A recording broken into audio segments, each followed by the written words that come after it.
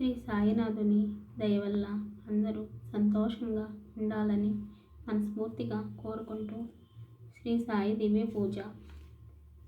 అధ్యాయం 5. ఉద్యోగం దొరికింది.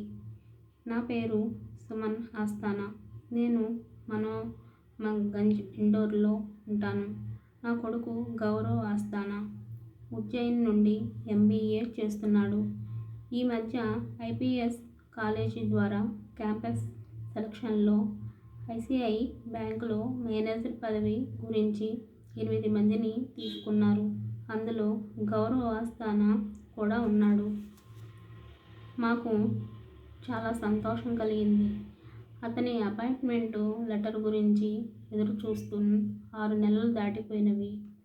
మిగతా 7 మందికి ఆర్డర్ దొరికింది. గౌరవ్కు మాత్రం ఎందుకనో లెటర్ రాలేదు. చాలా బాధపడుతుండేవాడు. కొద్ది రోజుల తర్వాత ఆ ఆశ వదులుకున్నాడు. నేను గౌరవ్కి ధైర్యం చెప్తుండేదాన్ని. బాబా పట్ల విశ్వాసం ఉంచమని చెప్తుండేదాన్ని. ఒకరోజు శ్రీ సాయి దివ్య పూజ గురించి గౌరవ్కు చెప్పి 5 గురువారాలు సంకల్పం చేసుకోమన్నాను. గౌరవ్ అదేవిధంగా 5 గురువారాలు మొక్కుకొని దివ్య పూజ ఆరంభించాడు. 4 గురువారాలు అయినవి. 13వ తేదీ డిసెంబర్ 2005 నాడు గౌరవ్కు అపాయింట్మెంట్ లెటరు వచ్చింది. 5వ గురువారం పూర్తయ్యే ముందే గౌరవ్కు కోరిక తీరింది. నా పేరు స్మితా పూజారి. నేను మల్మల్పేట్, విజయనగర్, ఇండోర్లో ఉంటాను.